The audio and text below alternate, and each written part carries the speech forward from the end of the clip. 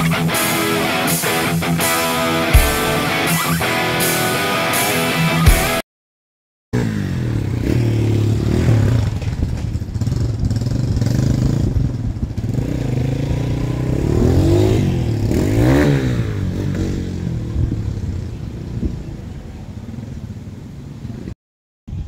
araw mga idol, maraming salamat sa pagbisita nyo ulit sa aking channel. Welcome or welcome back. Sa video ito tatalakayin natin ang aking owner's review o user's review itong aking nabiling microbike MX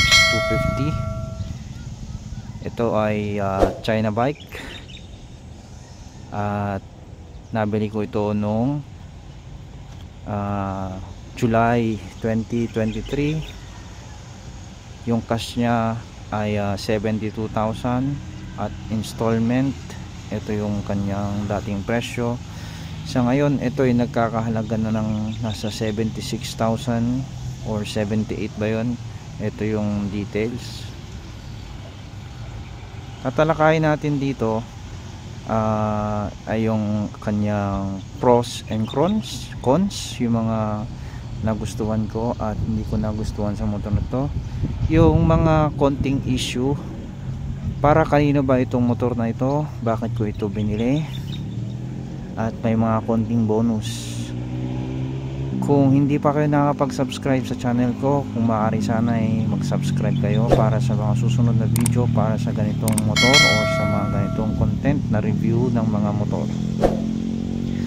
Siya nga pala, itong video ito ay hindi bayad, hindi ito sponsored, at yung mga babanggitin kong motor ay sa aking perspective lang, sa aking experience na pwede kong i-share sa inyo. Ako nga pala ay galing sa Honda XR 150. Nagkaroon ako ng motor na yon noong 2019 hanggang 2022.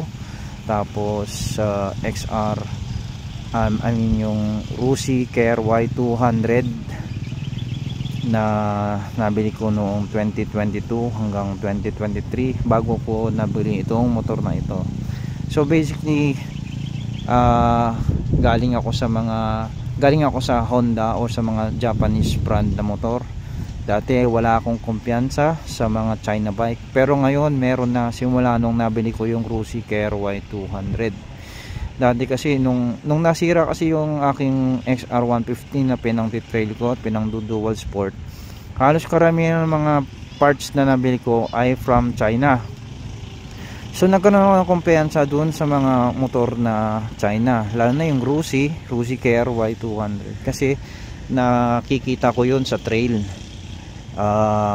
Maganda yung forma niya at mukhang maganda naman yung quality ng motor. So nung nasira yung motor ko, yung XR150, dahil wala akong magamit na motor at mura lang din naman yung Rusi Care Y200 doon, nasa 68,000. Tapos in installment ko, mura lang din yung installment nila. Ito yung dating presyo niyan, may bago ng presyo to eh. Susubukan kong i-upload yung abangan nyo na lang. Syempre pa-subscribe para malaman nyo, ma-notify kayo yung review nung XR150 2019 na motor ko, dahil may video pa naman ako nun at mga pictures. At saka nung Rusi Care Y200, mga pros and cons din, bakit yun ang kailangan mong bilhin na motor at kung yun ba talaga ang kailangan mo. So mabalik tayo dito sa aking microbike MX 250. Konting detalye lang sa kanyang specifications at technical details. Bali nung nabili ko ito, naka dual sport yung gulong niya, harap at likod. Ay stock pa yung harap nito na 3.0/21. U1 Sing ang tatak yan. Kung di nyo pa napapanood yung walk around video ko, yung part 1 ito, nung bagong bago pa kuha, ito siya, pakicheck nyo na lang para bago nyo panoorin ito, para mas makita nyo kung ano yung itsura niya kapag bagong bago. Tapos yung likod niya ngayon, naka na ito, 120 by 80 by 18. Yung stock na gudong to dati naka 4.60 yan by 18 U1 Sing din.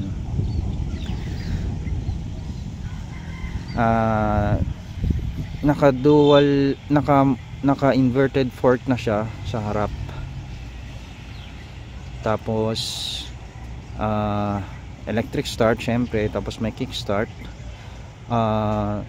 MX250 yung ano niya, model niya, pero yung kanyang displacement talaga ay nasa 223cc lang. Mamaya ipa-flash ko yung ibang technical details para makita ninyo. Yung bore and stroke ang mahalaga.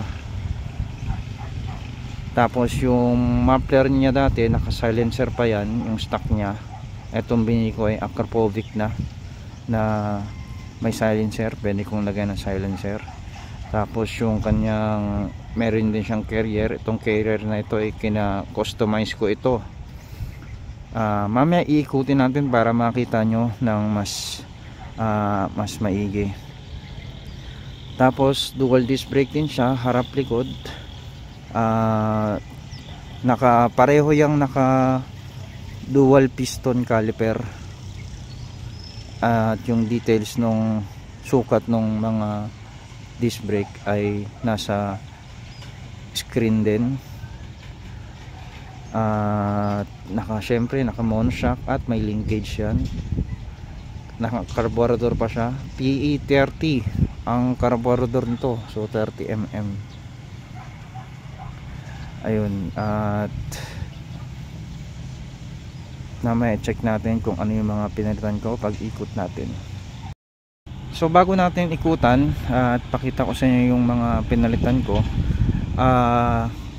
yung sa pros and cons muna tayo. Dun sa pros, mga nagustuhan ko sa motor na ito, ang forma nito, kapag nakita mo yung KLX 230, ganun ang forma niya kapag nakita mo, kasi yung mga parts nito premium, maganda ang mga parts nito. Tapos 230cc siya, 223 to be exact. Yung makina nito pang CRF 230. Opo, CRF 230. Yun yung makina niya. Yung bore and stroke, kung pagka ikukumpara nyo, parehas na parehas. Bali, yung stroke ang makikita nyo dun sa detalye ng technical details.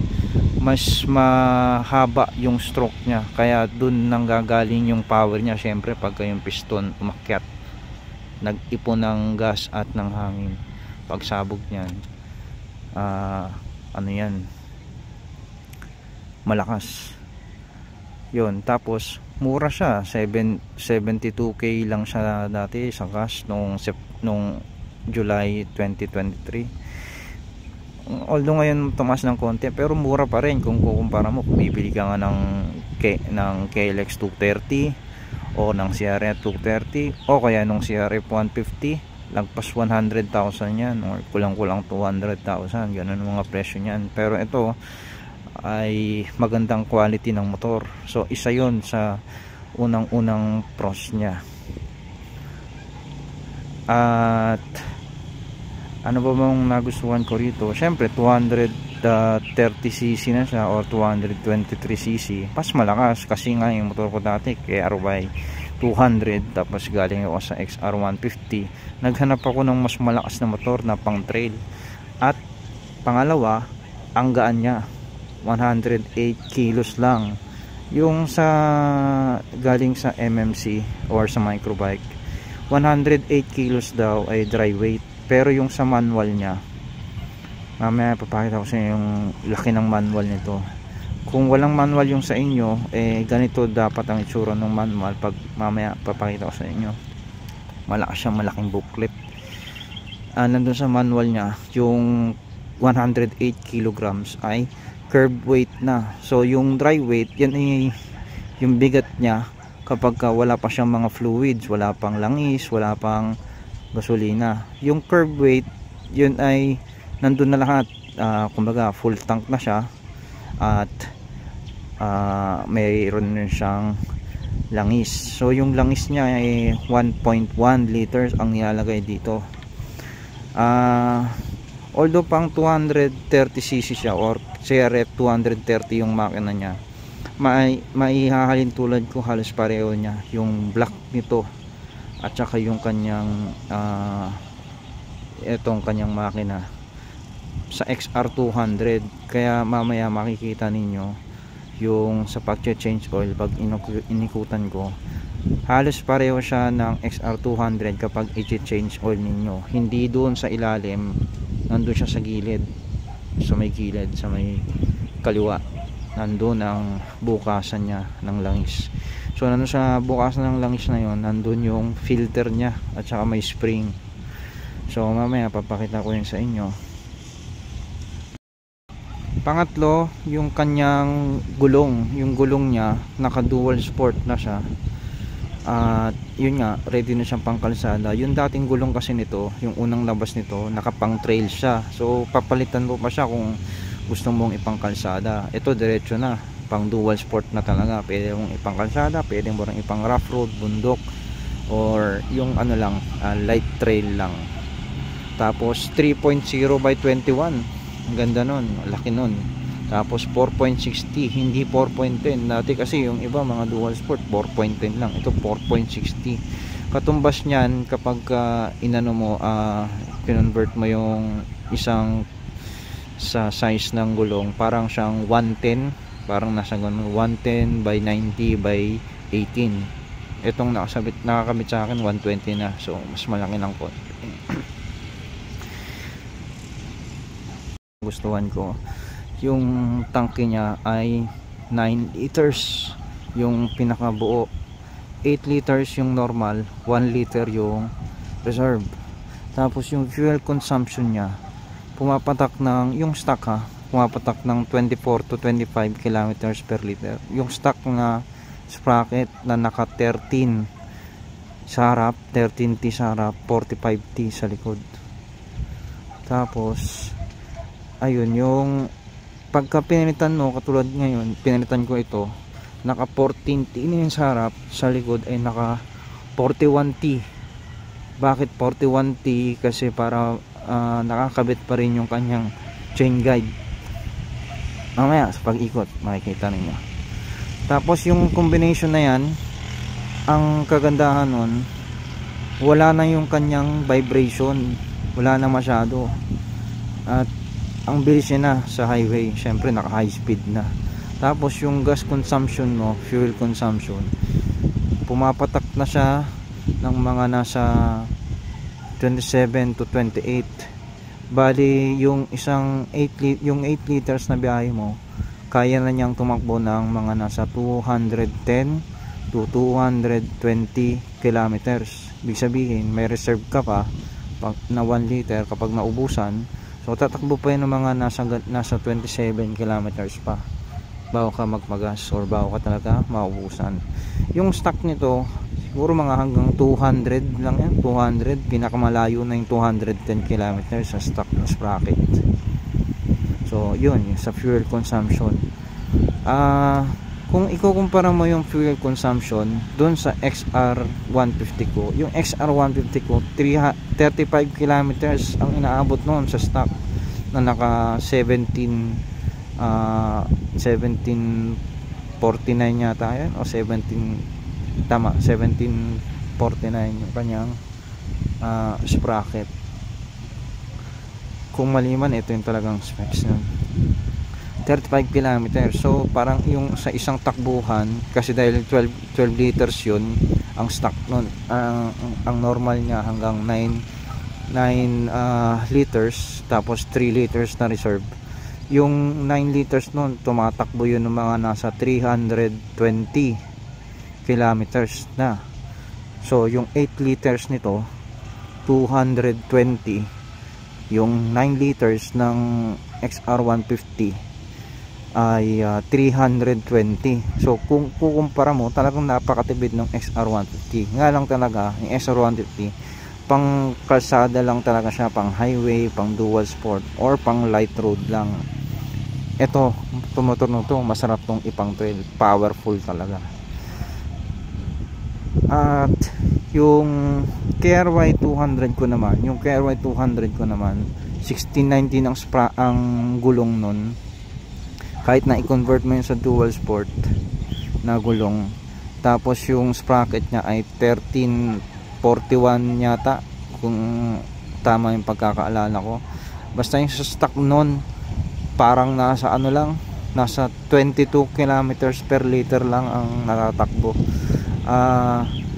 Wala pang 200 kilometers. Yung tangke pala nun ay 8 liters ang puno, tapos 7 liters yung normal, so may 1 liter ka na reserve. Wala pang ano, parang mga 160 lang yata, 170 kilometers per liter.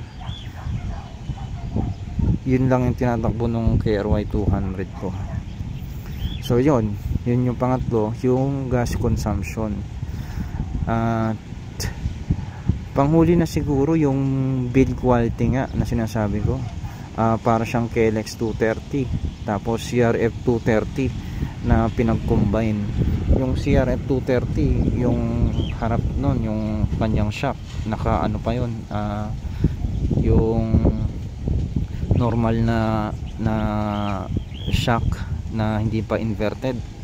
Tapos yung likod nun, hindi pa yung naka disc brake, naka drum brake pa.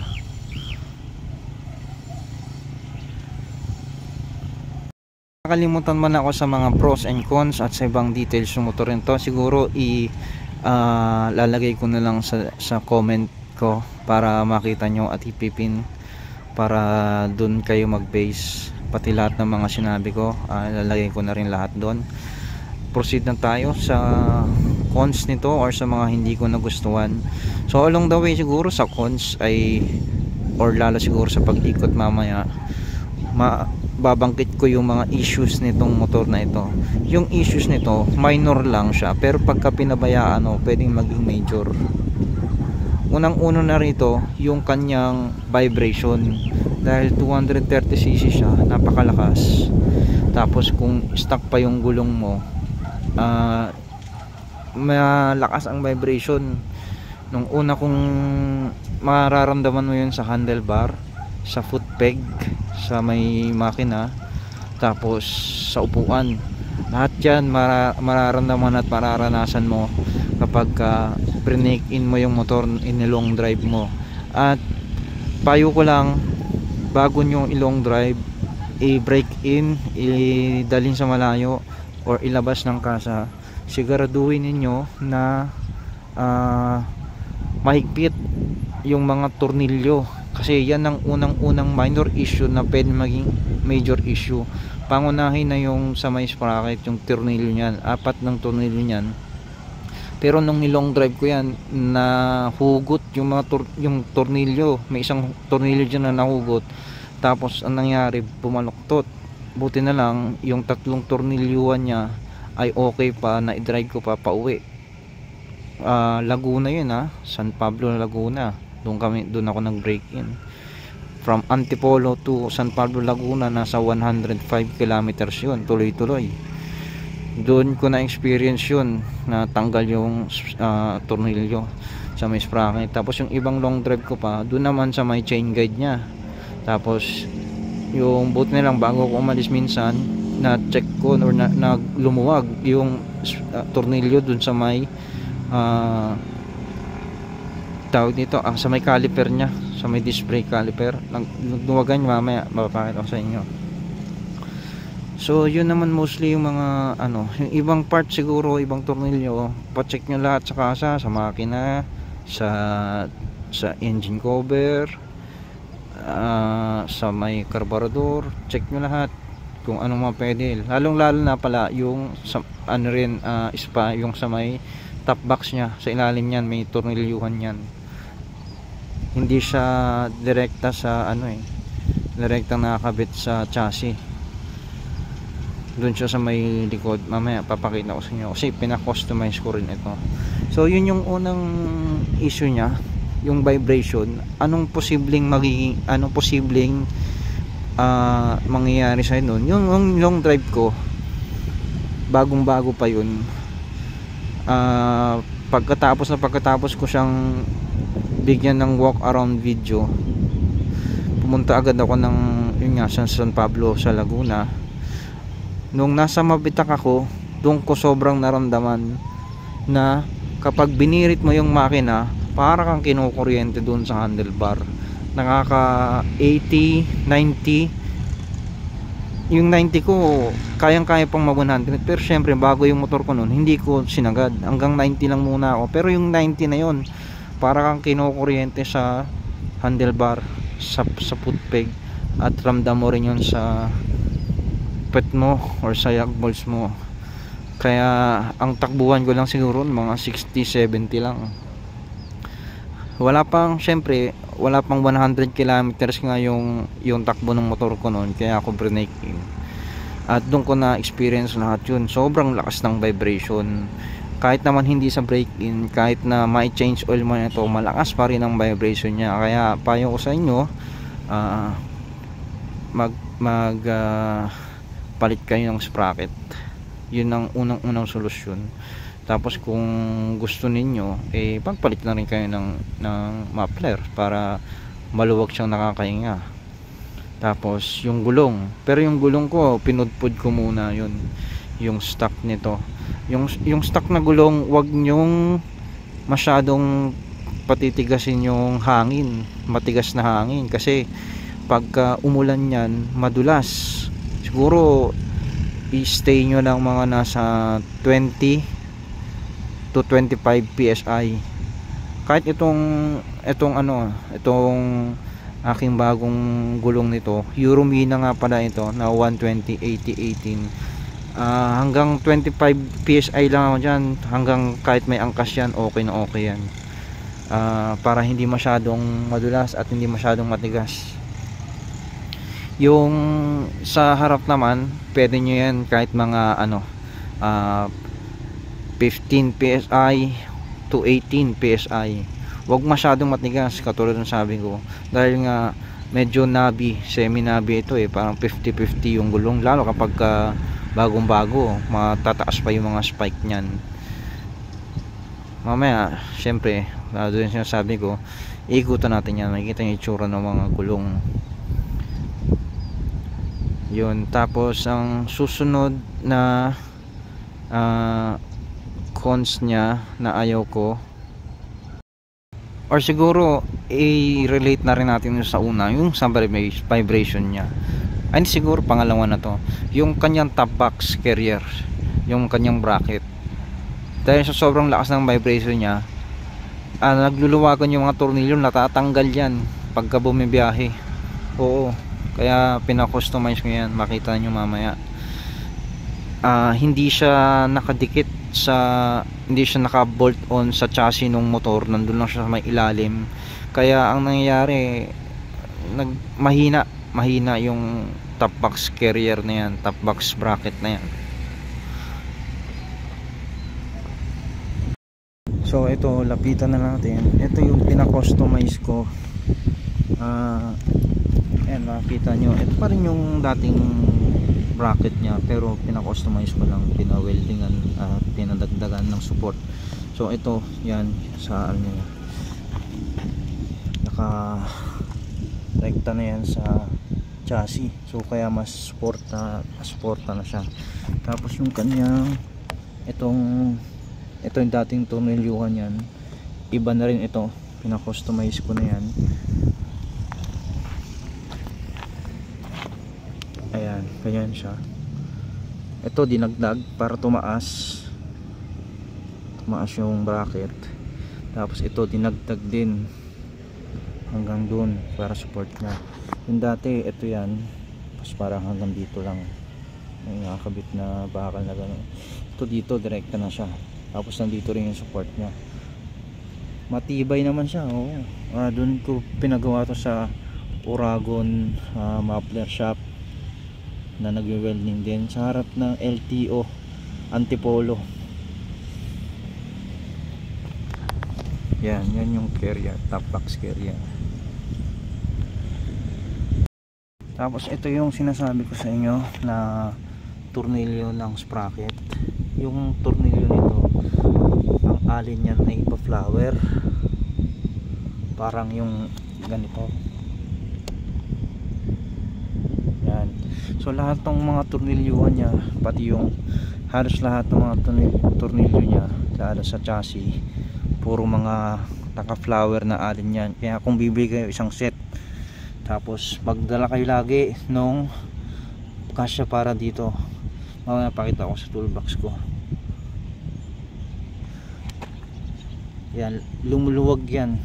Kaya itong motor na to, isa siguro sa pinaka sa lagi nyong gagawin ay i-check nyo lagi yung mga tornilyo bago kayo bago kayo umalis. Nasabukan na pala ako ng ano nito, ng hub. Itong hub na ito pang KRC 200 na ito na binili ko. Pareho naman sila at pareho rin ng bushing, 4 yan. Tapos tingnan nyo rin pala sa inyo, baka wala, kasi parang yung sa akin sure ako na wala, kasi madali kong napalitan ng sprocket to. Yung kanyang circlip, kasay siya ng pang TMX. Kailangan meron yan para kung sakaling magluwagan mga tornilyo ninyo, meron pa rin humaharang dun sa sprocket para lumuwag or kumalas. Yun ang nangyari sa akin, kumalas yung sprocket. Kaya kumalas yung sprocket dahil dun sa bushing. Yung bushing na yun, yung nasa loob, kumalas yan. Tapos pati yung tornilyo sumapit dito at yun, sumabog. Gagawa ko nung isa pang video para sa mga issues na ito at ano mga possible na fix ninyo. Tapos yan, ito yung mga tornilyo sa chain guide. Yan, lumuwag din yan nung mga ilang biyahe ko sa long drive. Tapos mga ilang buwan napansin ko itong chain slider nya, bago na ito, binili ko sa Shopee or sa Lazada ba yun, check nyo na lang sa description. Chain slider yan na pang KTM. Pag wala kasi yan babagsak dito yung kadena sa bakal, kakaskas. So yun, dahil din sa vibration kaya nagkaganon. Eto, pinalitan ko na lang ito kasi nung nagpalit ako ng sprocket, una kong palit ng sprocket 1339 yata yung nabili ko, hindi siya pumantay yung ano niya, yung kadena niya hindi nag-align. Nangyari, naka high speed ako nun, nung kumalas, sabog yung aking sprocket cover. Kaya ito, binili ko na, pampapogi na rin kahit papaano. Kung magpapalit pala kayo ng kadena, isasama ko na rin dun sa issues at saka sa mga customization ko. Yung sa likod nyan, maglalagay kayo ng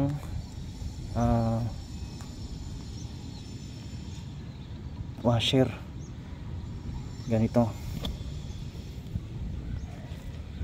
Sunod na issue siguro, hindi, yung sa mga, yung katulad sinasabi ko kanina, yung sa caliper, ito yan, pati sa siguro sa likod, check nyo rin yan, nagluluwagan yung mga bolts na yan. Bukod dun, wala namang ibang nagluwagan. Siguro hindi ko nabibilangin yung mga issue, babanggitin ko na lang at mahirapan pa akong pag-check kung pang ilan na. Sunod na siguro, ito mga minor na lang to. Hindi, doon tayo sa isa pang minor issue nito, is yung itong kanyang gasket. Yan, nung unang nangyari dito, pinalitan ko yung tappet o-ring ito pang TMX or XR200 kasi may nag-leak na oil, tumatagas dito. Yan, yung oil langis. Ito parang mga ano na lang to ngayon, mga carbon deposit na lang siguro galing sa gas. buksan ko na rin to sa tropa ko, pinalagyan ko ng gasket, pero meron pa rin. So susunod mas pupulido namin yung paglalagay ng gasket. And kung papasin nyo, paano siyang XR200 na makina. Ayun yung tappet o-ring, yung tappet sa taas. Tapos ito yung kanyang makina. Ito yung drain plug ng langis, yung sabi ko 24mm yan na socket. Isa pa siguro sa mga issue na babanggitin ay yung kanyang karburador. Yan, kita nyo, karburador nangingitim na.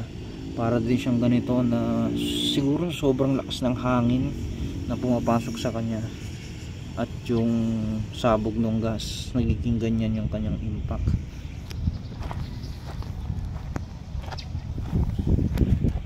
Ito yung sa kabilang side. Ayan, nakikita ninyo. So gagawin ko na lang dito pagka next PMS ihigpitan yung mga tornilyuhan, at syempre lilinisin, degreaser para mas maigi.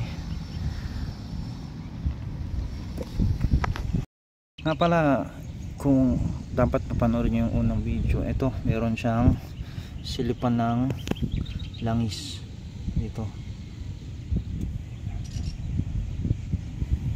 Nakakalimutan ko, kahit na nasa cons pa tayo or sa mga hindi ko nagustuhan, yung kanyang kanyang spark plug DR8EA ang kunin nyo, wag yung D8EA. Yung D8EA yan yung mga pang TMX, although kasya naman siya sa thread. Iba yung performance niya kapag DR8EA yung kinuha ninyo, kasi pang ano siya, pang mayroon siyang resistant o resistor, yung R dun sa DR8, para sa resistant yung resistor. May purpose yun, at yun ay para sa mga high performance na motor tulad nito. At yung napalitan ko pala dito ay sa likod yung kanyang disc pad, pang Wave 110 ito, Honda Wave 110 or XRM 125, yung kanyang disc brake pad sa likod. Siyempre original na yung kunin nyo, yung galing Honda, mura lang naman yun, para hindi masyadong kainin yung inyong disc pagka, siyempre pag original. Pagka hindi kasi original, nangangain ng ano yun, iba yung component nya, kaya nababawasan maigi yung inyong rotor disc. Na ayaw ko or minor issue is itong sa kanyang tank cap. So ganyan siya pagka tinanggal ninyo, ganyan yung kanyang pag ikakabit, pag ganyan siya. Ito yung tatlo na yan, itong pinakadulo na ito nandito. So ganyan, kasi makita nyo dalawa, dapat ganyan siya. Ito nandito, hindi dapat nakataas, kasi mangyayari pagka nag-full tank masyado, mga hanggang dito yung gas niyan, pag ganyan or pataas yung kabit ninyo, although papasok yan, pagka medyo naahon na yung motor, ay tatapon na rin yung gas, mas malakas yung tapon niya. Unlike kapag nakaganito nasa baba, hindi masyadong tatapon. Tapos may iba pang solusyon dyan, pwede yung bilan ko nung itong binili ko, which is ipapaayos ko pa, kasi either i-grind ko itong bibilugin ko itong tangke, plastic naman ito, or ipapamachine shop ko, ipapatorno ko yung pangkabit na tank cap. Yan ay mga pang enduro or mga pang motocross na motor, ganun yung tangke nya.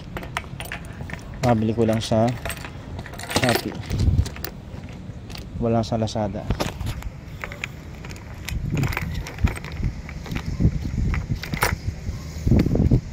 Ayan, isa pa sa issue nga is yung pagka kinakabit yung tangke, minsan hindi lumalapat ng maigi. Sigurong pros and cons banggitin ko na lang pag ikot ko sa motor. Pangunahin na siguro yung iba pang cons, kasi pang enduro to, pang dual sport na motor. Although digital yung kanyang panel gauge ay so sa ngayon nakita nyo ay nasa 11.5 na yung kanyang pedometer, yung mileage, yung kanyang total na tinakbo. Pagka pinundot ng isa sa trip meter, yan trip meter, yan ang ginagamit ko para masukat kung gaano kalayo yung tinatakbo ko bago siya mag-reserve. So gaya ng sabi ko kanina, mga nasa 210 kilometers na. Pag nakita kong gano'n na siya, lagi kong inaano to pinipindot sa trip meter, at yan lagi ang gusto ko nakikita, para pagka nasa 210 kilometers na, ibig sabihin malapit na akong mag-reserve, malapit na maubos yung gas ko. Yun lang naman yung technique para kung paano ka magpapagas o mamonitor yung gas, kasi wala itong fuel gauge or fuel meter, wala. So yung kanyang carburetor, I mean yung fuel cock, ito lang siya. So pag nakataas, pag nakaganyan siya, ganyan ang turo, yan ay normal. Pagka binaba nyo yung ganyan, pag naubos, ibababa nyo, yan ang reserve. Pagka ganito, naka off yan. So pagka baka may mag trip sa inyo, hindi maandar yung motor nyo, check nyo ito, baka mamaya may nag off, o kaya baka itong inyong kill switch ay nakapindot. Pag nakapindot kasi yan, kahit anong paandaran nyo, kahit anong sipa ninyo, nangyari na sa akin yun, naka kill switch pala, nakapindot, hindi talaga andar yan. Yan pa isang cons nito. Nilapit yung kill switch dito sa kaliwa, dapat ito siguro nasa kanan para ignition tapos kill switch, kasi hindi ka naman magi-ignition kapag umaandar ka syempre hindi mo rin mapipindot yung kill switch. Kaso itong kill switch na ito, dahil nasa kaliwa siya, kapag nag-ilaw ka, mangyayari baka mapindot mo, biglang patay ang makina mo. So lagi kayong nakaabang sa clutch kasi madalas din na namamatay bigla yung makina nito dahil malakas ang torque niya, malakas yung makina, minsan nabubulunan, mamatay bigla yung makina. Kaya lagi kayo dapat nakaabang sa clutch. Tapos isa pa sa minor issue pala nito, yung kanyang gear selector, katulad nito, naka neutral to, yan, hindi mo na makita. Pero yung nangyari naman sa akin dito, tsaka yung minsan yung dating tumatakbo ko, nasa quinta na ako na nakakalapit ko pa ng isa, nag 6 dito, pero hindi naman tama yun kasi hanggang quinta lang ito. After nun yun, medyo nagloloko-loko na. Tapos ito, nangyari to sa akin na nagloloko na yung kanyang gear indicator, dahil nga nung sumabog itong cover ko dito, andito yung kanyang gear sensor, nasa loob niyan, naputol yun, kinabit-kabit ko na lang, hindi na siya accurate. Pero at least ang mahalaga sa akin doon yung neutral, nakakapag neutral naman kahit paano. So pagka ganyan nangyari na naka-neutral ka na, hindi pa rin lumalabas dito, hindi gagana inyong ignition switch, wala nangyari. Ang nangyari, dapat pipigain nyo yung clutch sensor nyo kasi nandito. Tapos dahil dati ina-adjust ko yung clutch sensor nito, ay yung clutch nito, hindi siya katulad nung sa XR150 ko or dun sa KRY 200 ko na okay yung clutch sensor. By means of okay is ito, minsan hindi ka agad kumakagat, lalo pag sinagad mo ng pisil yung clutch nya, hindi agad kumakagat.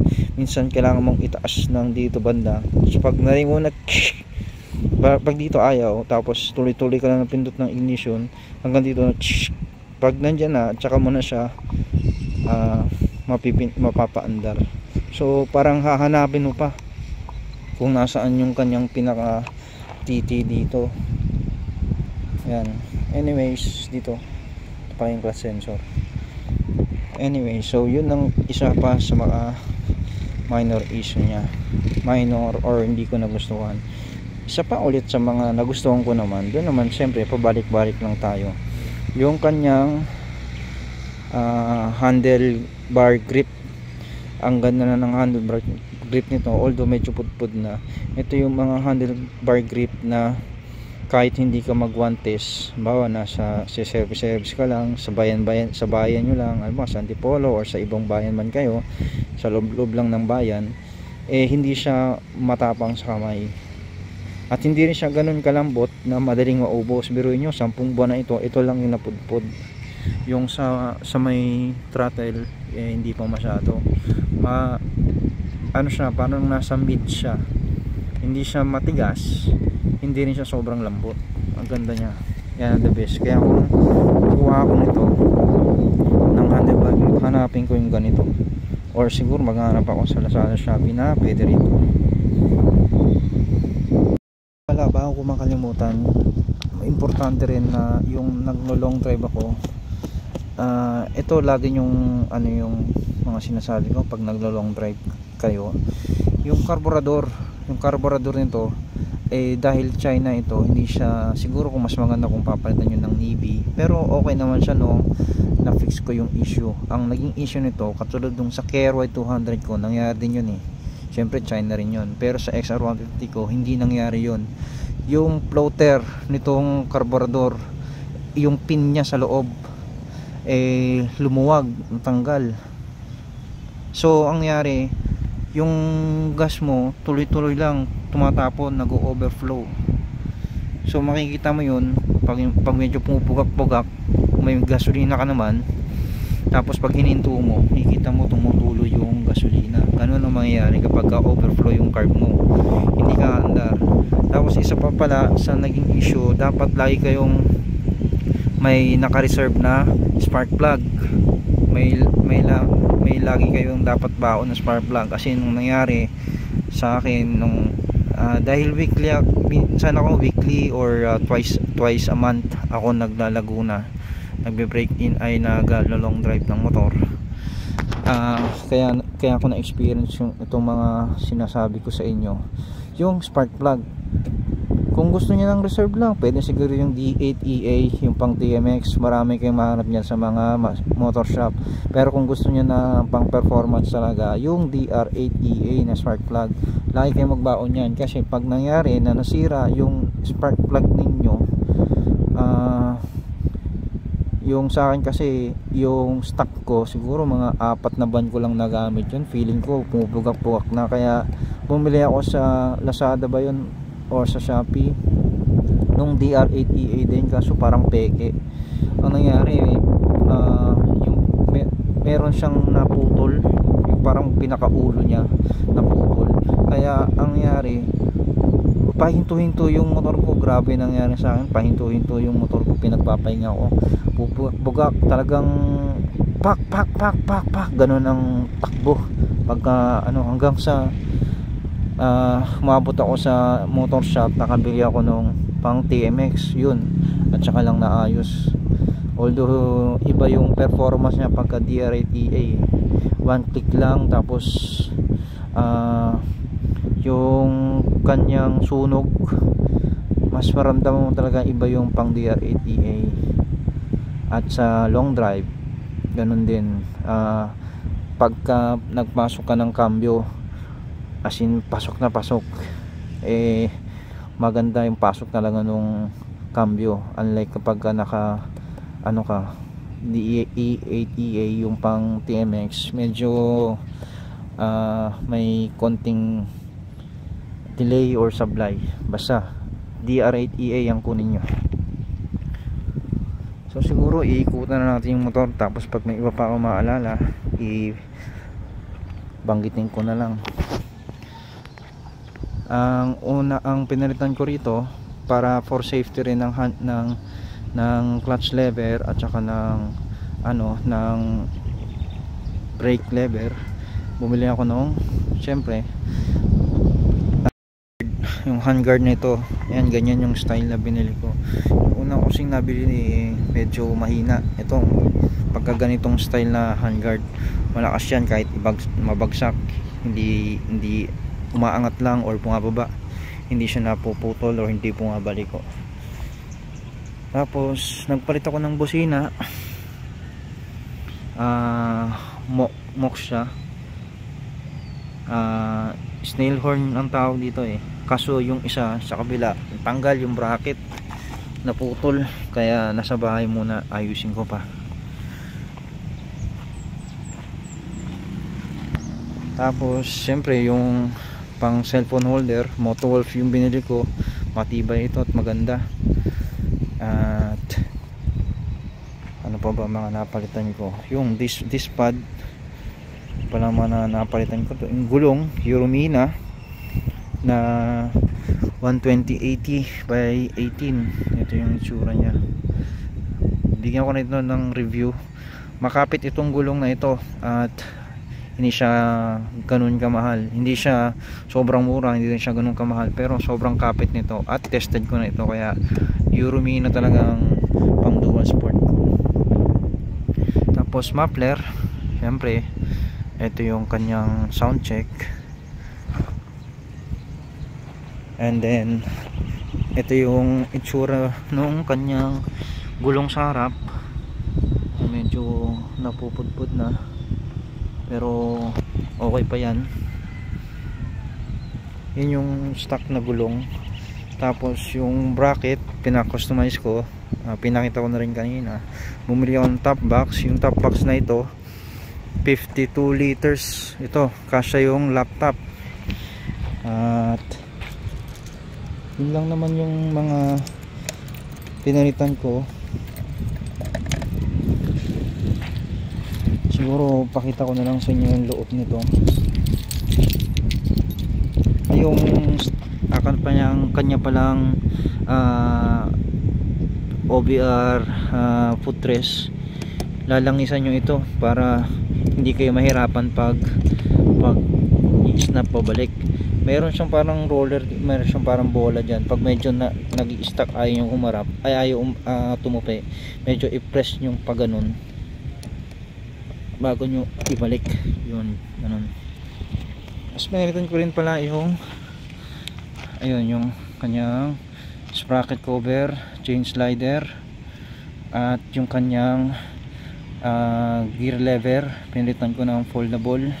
Kung bibili kayo ng gear lever, yung ganito yung nasa description, hanapin nyo na lang. Yung medyo mahaba-haba, kasi yung nabili ko nung una pang CRF, maiksi, hanggang dyan lang siya, so hindi siya advisable para dito. At yung busina ko, mag setup na lang kayo ng, or hanapin nyo na kung paano i-setup nun sa YouTube. Syempre may relay yan, tapos i-wire ninyo sa battery at papunta dun sa kanyang terminal sa busina. Tapos yung sprocket ko sa harap 14T na yan na pang XR200. Sprocket sa likod ay 41T na pang Roser, Kawasaki Roser. At para magamit ko pa rin itong 41T, para magamit ko pa rin itong chain guide nya. Kasi pagka bumaba na sa 41T, hindi na masyado nang maliit yung sprocket, hindi na siya abot dito, so tatanggalin mo na siya, which is mas maganda pa rin kung may chain guide.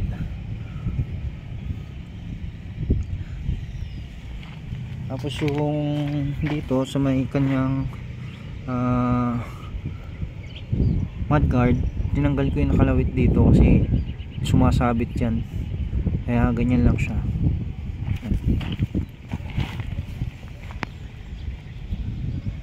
Okay naman yan, hindi naman tumatalsik.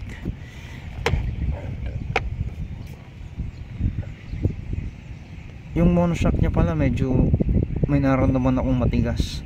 Hindi ko alam kung sa gulong yun or kasi matigas yung gulong 25 PSI matigas na yan, or baka kailangan nang i-tune up yung monoshock nito, or palitan siguro na pang XR200. Hahanapan ko na lang ng paraan. So yun yung mga mga pros and cons. Yung iba siguro banggitin ko na lang. At kung nakatulong sa inyo ang video nito, please subscribe to my channel. At ito yung mga bonus na iba ko pang naiisip sa motor. Yung top box nya, ganyan yung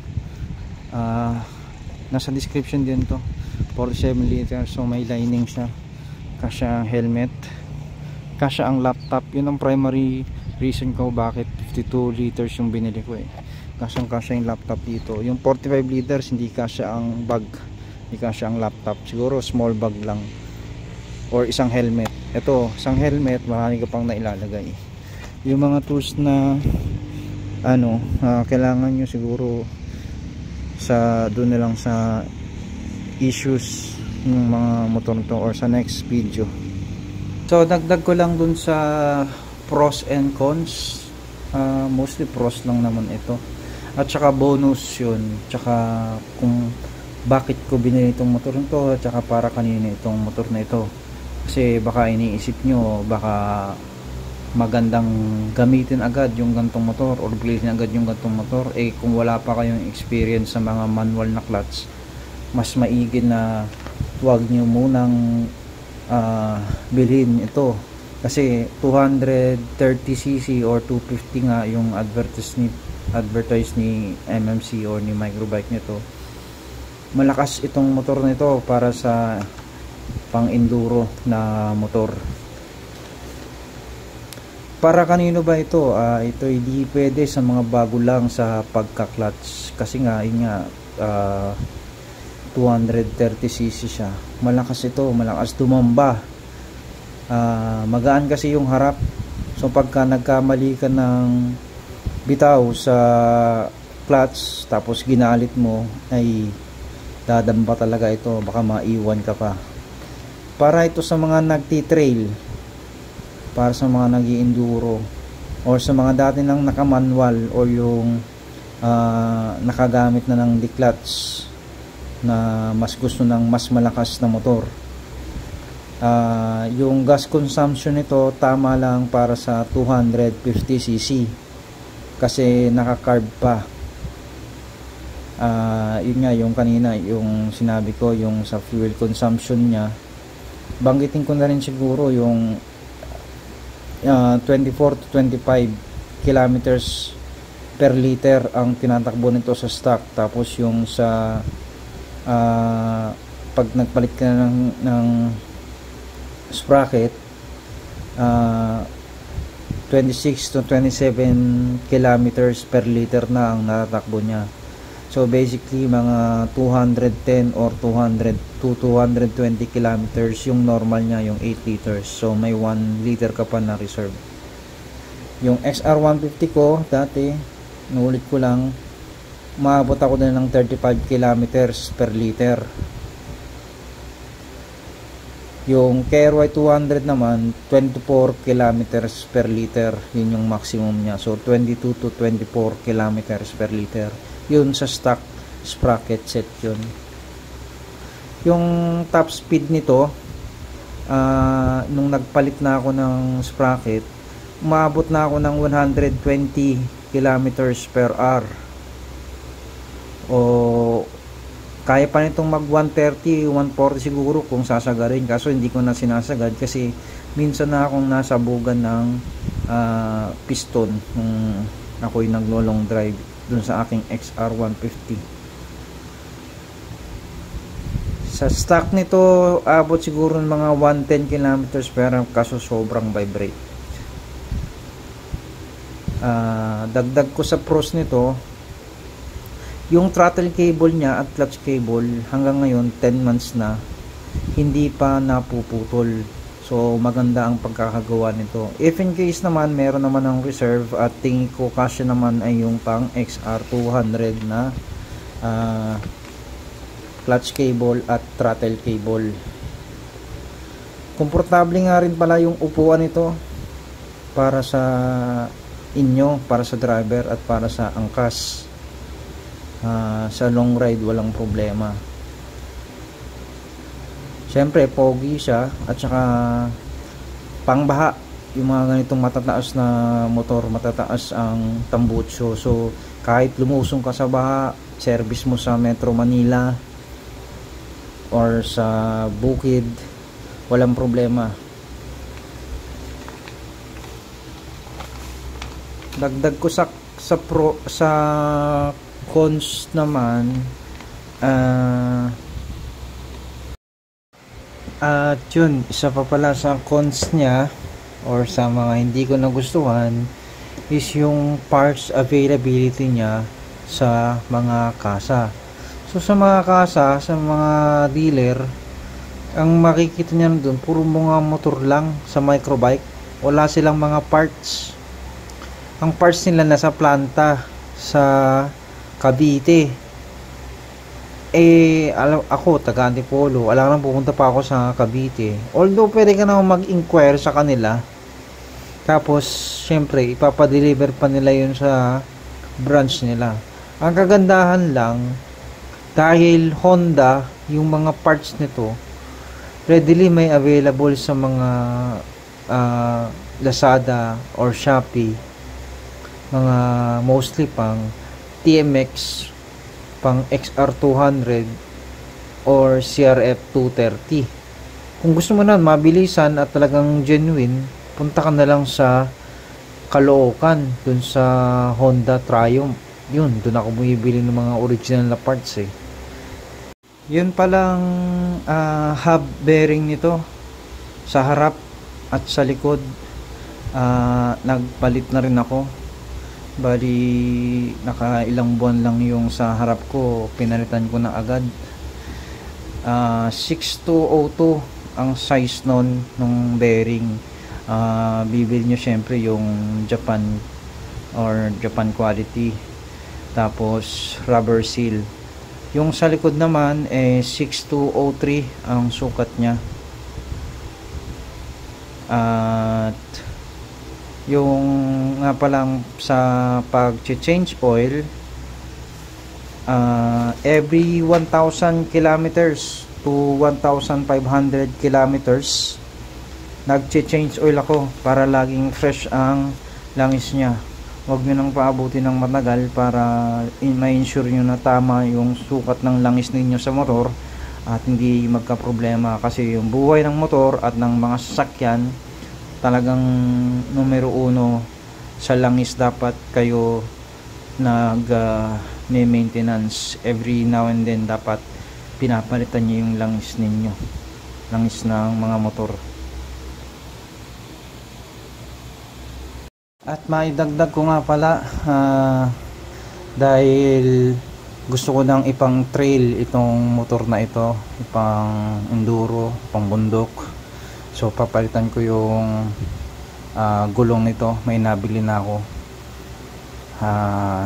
Gagawin ko rin ng review yung gulong na nabili ko. At naghahanap ako ngayon at pinag-aaralan ang aking unang 400cc na motor na pwedeng pang expressway. Ang pinagpipilian ko, tatlo na lang. Una is yung Motorstar Cafe 400. Mabibili mo yun mga ano na lang ngayon, 145,000 yung SRP nya.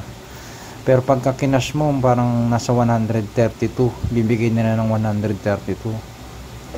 Sunod ko is yung naka-promo. Sana makuha ko yung nagpa-reserve ako ng 5,000.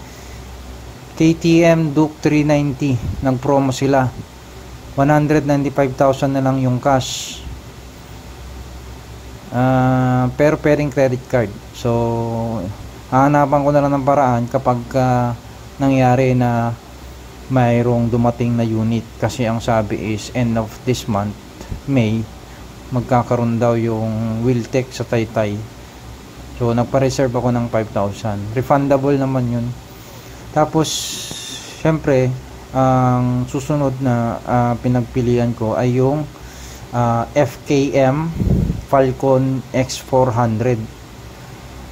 Yung cash nun parang yung SRP nun nasa 208,000. So pwede ring hulugan, pwedeng installment. So yun yung mga pinagpipilian ko para abot kaya lang, hindi ganun kamahal. Kasi the rest kapag 400cc yung iba, 250 na, 300 plus. So hindi na kaya ng budget yun. Abangan nyo na lang yung video ko nun, baka mamaya ma-upload ko. Kaya please subscribe.